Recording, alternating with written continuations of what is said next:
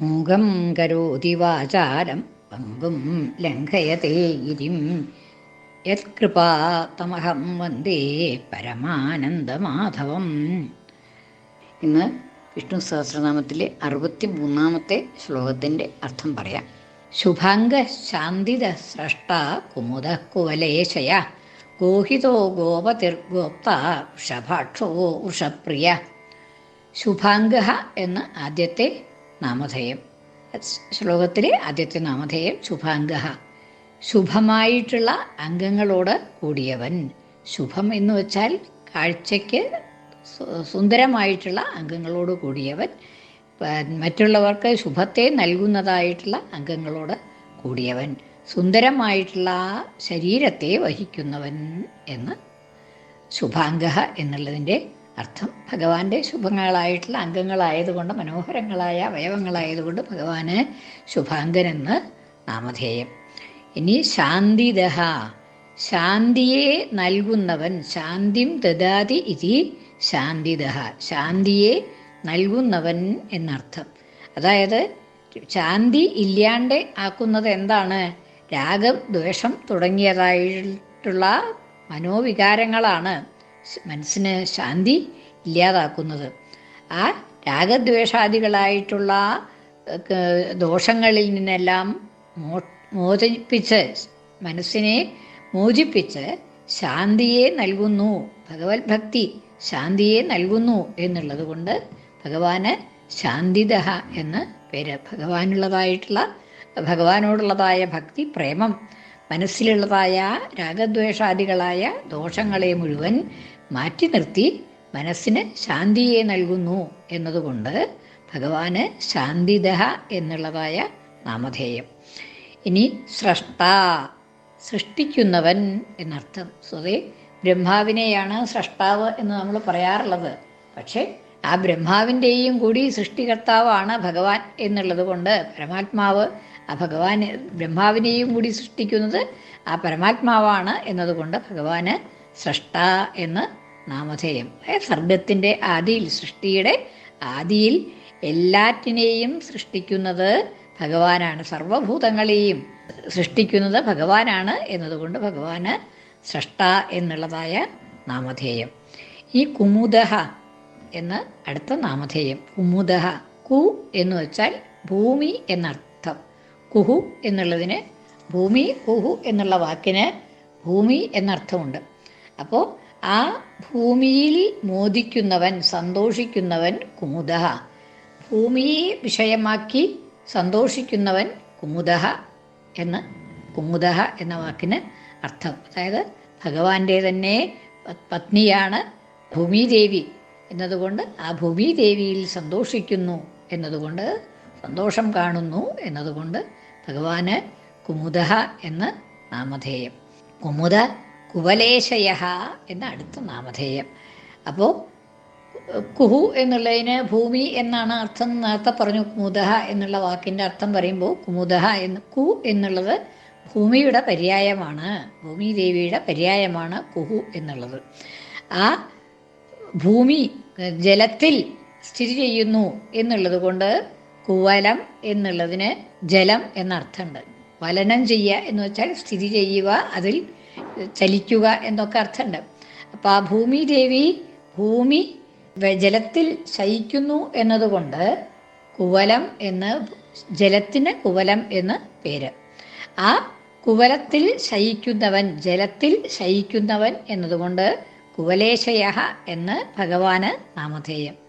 കുഹു എന്നാൽ ഭൂമി, ഭൂമി ജലത്തിൽ സ്ഥിതി ചെയ്യുന്നു എന്നുള്ളത് കൊണ്ട് കുവലം എന്ന ജലത്തിന് നാമധേയം.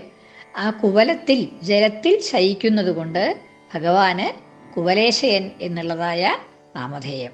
കുമുദ കുവലേശയ എന്ന്, കുവലേശയ എന്നുള്ളതിന് വേറെ ഒരു അർത്ഥം കൂടി പറയുന്നുണ്ട്.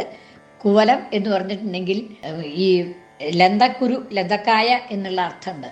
ആ ലന്തക്കായയുടെ ഉള്ളിലാണ് ഈ തക്ഷകൻ പരീക്ഷത്തിനെ വന്ന് ദംശിക്കാൻ, കടിക്കാനുള്ളതായിട്ടുള്ള, കൊത്താനുള്ളതായിട്ടുള്ള അത് ഈ ലന്തക്കായയുടെ ഉള്ളിൽ ഒളിച്ചിരുന്നിട്ട് ആണ് തക്ഷകൻ വന്ന് കഥയുണ്ട്. അപ്പോൾ ആ തക്ഷകൻ എന്നുള്ളത് ഭഗവാന്റെ തന്നെ വിഭൂതിയായതുകൊണ്ട്, ഭഗവാൻ തന്നെ അവതാരമാണ് തക്ഷകനും എന്നുള്ളത് കൊണ്ട്, ഭഗവാന്റെ വിഭൂതിയാണ് തക്ഷകനും എന്നുള്ളത് കൊണ്ട് കുവലേശയ എന്ന കുവലത്തിൽ ശയിക്കുന്നവൻ, ലന്തകായയിൽ ശയിക്കുന്നവൻ എന്നുള്ള അർത്ഥത്തിൽ കുവലേശയ എന്ന ഭഗവാന്റെ നാമധേയമായിട്ട് പറയുന്നു. പിന്നെ അല്ലാതെ കൊണ്ട് മൂന്നാമതൊരു വ്യാഖ്യാനം കൂടി കൊടുക്കുന്നുണ്ട്. കുവലം എന്ന് വെച്ചാൽ ജലം. കുവലം എന്നുള്ളത് സർപ്പങ്ങളുടെ നാമധേയമായിട്ട്, ജലം എന്നുള്ളത് നേരത്തെ പറഞ്ഞല്ലോ. കുവലം എന്ന് വെച്ചാൽ സർപ്പങ്ങളുടെ നാമധേയമാണ്. എന്താ വെച്ചാൽ ഭൂമിയിൽ സഞ്ചരിക്കുന്നവൻ എന്നുള്ള അർത്ഥത്തിൽ, ഭൂമിയിൽ ഉദരം കൊണ്ട് സഞ്ചരിക്കുന്നവൻ, ഇഴഞ്ഞു സഞ്ചരിക്കുകയാണല്ലോ പാമ്പുകൾ ചെയ്യണത്. അപ്പോൾ കുവലം എന്നുള്ളതിന് സർപ്പം എന്നുള്ളതായിട്ടുള്ള അർത്ഥമുണ്ട്. അപ്പം അങ്ങനെ ആ സർപ്പം എന്നുള്ളതായിട്ടുള്ള അർത്ഥം ഉണ്ടാവുമ്പോൾ ആ സർപ്പത്തിൽ അനന്തനിൽ ശയിക്കുന്നത് കൊണ്ട് ഭഗവാന് കുവലേശയൻ എന്നുള്ളതായിട്ടുള്ള നാമധേയം. അപ്പം 3 തരത്തിൽ കുവലേശയം എന്നുള്ളതായിട്ടുള്ള ആ നാമധേയത്തിന് അർത്ഥം പറഞ്ഞു. ഒന്ന്, ഭൂമിയിൽ, ഭൂമി കു എന്നുള്ളതായ ഭൂമി ജലത്തിൽ സ്ഥിതി ചെയ്യുന്നത് കൊണ്ട് കുവലം എന്നുള്ളതിന് ജലം എന്നർത്ഥം. ആ കുവലത്തിൽ ജലത്തിൽ ശയിക്കുന്നത് കൊണ്ട് ഭഗവാന് കുവലേശയൻ എന്ന്. പിന്നെ കുവലം എന്നുള്ളതിന് ലന്തപ്പഴം എന്നർത്ഥമുണ്ട്. ആ ലന്തപ്പഴത്തിൽ ശയിക്കുന്നു തക്ഷകൻ എന്നുള്ളത് കൊണ്ട് തക്ഷകൻ ഭഗവാന്റെ വിഭൂതിയാണ് എന്നതുകൊണ്ട് ഭഗവാന്, തക്ഷകരൂപിയായിട്ടുള്ള ഭഗവാന് കുവലേശയൻ എന്നുള്ളതായ നാമധേയം. പിന്നെ മൂന്നാമത്തേത് കുവലം എന്നുള്ളതിന് സർപ്പം എന്നർത്ഥം. എന്താണെന്ന് വെച്ചാൽ ഭൂമിയിൽ ചരിക്കുന്നത് എന്നുള്ളത് കൊണ്ട് കുവലം എന്നുള്ളതിന് സർപ്പം എന്നർത്ഥം. അപ്പോൾ അനന്തരൂപിയായിട്ടുള്ള സർപ്പത്തിൽ ശയിക്കുന്നു, സർപ്പത്തിൻ്റെ ഉദരത്തിൽ ശയിക്കുന്നു എന്നുള്ളത് കൊണ്ട് ഭഗവാന് കുവലേശയൻ എന്നുള്ളതായ നാമധേയം. അങ്ങനെ 3 വ്യാഖ്യാനം പറഞ്ഞു കുവലേശയ ശബ്ദത്തിന്. ഈ ഗോഹിത, ഗവാം വൃദ്ധ്യർത്ഥം ഗോവർദ്ധനം ധൃതവാനിതി ഗോഭ്യ ഹിത ഗോഹിത എന്ന്. അതായത് ഗോക്കളുടെ ഹിതത്തിനു വേണ്ടി, അവരുടെ രക്ഷയ്ക്ക് വേണ്ടി, സത്യത്തിനു വേണ്ടി, അവരുടെ നന്മയ്ക്ക് വേണ്ടി ഗോവർദ്ധന പർവ്വതത്തെ ഉയർത്തി നിന്നു എന്നുള്ളത് കൊണ്ട് ഗോഹിതൻ എന്നുള്ളതായിട്ടുള്ള, ഗോക്കൾക്ക് ഹിതനായിട്ടുള്ളവൻ ഗോഹിതൻ, കൃഷ്ണരൂപിയായിട്ടുള്ള ഭഗവാനെ ഗോഹിത എന്ന് പേര് വന്നു. ഇനി അതല്ലെങ്കിൽ ഗോവ് എന്ന് വെച്ചാൽ ഭൂമി എന്നർത്ഥമുണ്ട്. ഒരു ശബ്ദത്തിന് ഭൂമി എന്നർത്ഥമുണ്ട്. അപ്പോൾ ഭൂമിക്ക് ഹിതമായിട്ട് വിവിധ അവതാരങ്ങൾ സ്വീകരിച്ചത് കൊണ്ട് ഭഗവാന് ഗോഹിതൻ എന്നുള്ളതായിട്ടുള്ള ശബ്ദം, നാമം വന്നു എന്ന്. ഗോ ശബ്ദത്തിന് ഭൂമി എന്നർത്ഥമുണ്ട്. അപ്പം ഭൂമിക്ക് ഹിതമായി വിവിധങ്ങളായിട്ടുള്ള അവതാരങ്ങളെ സ്വീകരിച്ചത് കൊണ്ട് ഭഗവാന് ഗോഹിതൻ എന്നുള്ളതായ നാമധേയം എന്ന് പറഞ്ഞു. ഇനി ഗോപതിഹി. അപ്പോൾ ഗോപതിഹി എന്നുള്ളതിന് ഭൂമി, ഗോ ശബ്ദത്തിന് ഭൂമി എന്നർത്ഥമുണ്ടെന്ന് പറഞ്ഞു. അപ്പോൾ ഭൂമിയുടെ പതി, രക്ഷകൻ ആയിട്ടുള്ളവൻ ഗോപതിഹി എന്ന്, ഭൂമിയുടെ രക്ഷകൻ പതി എന്ന അർത്ഥത്തിൽ ഭഗവാന് ഗോപതിഹി എന്നുള്ളതായ നാമധേയം. ഗോപ്ത എന്നുള്ളത് അടുത്ത നാമധേയം. അപ്പോൾ ഭൂമിയെ രക്ഷിക്കുന്നവൻ എന്നുള്ളത് കൊണ്ട് ഗോപ്ത എന്ന രക്ഷകൻ, ജഗത്തിൻ്റെ മുഴുവൻ, ഭൂമിയുടെ മാത്രമല്ല ജഗത്തിൻ്റെ മുഴുവൻ രക്ഷകൻ എന്നുള്ള നിലയിൽ ഗോപ്ത എന്ന് ഭഗവാന് നാമധേയം. ഗോപനം ചെയ്യുന്നവൻ, രക്ഷിക്കുന്നവൻ എന്നർത്ഥത്തിൽ ജഗത്തിൻ്റെ മുഴുവൻ രക്ഷകനായിട്ടുള്ളത് കൊണ്ട് ഭഗവാന് ഗോപ്ത എന്നുള്ളതായ നാമധേയം. ഈ ഗോപ്ത എന്നുള്ളതിന്, ഗോപ് എന്നുള്ളതിന് ഒളിപ്പിക്കുക എന്നുള്ളതായിട്ടുള്ള ഒരു അർത്ഥം കൂടിയുണ്ട്. അപ്പം അങ്ങനെ തൻ്റെ സ്വതവേയുള്ളതായ രൂപം,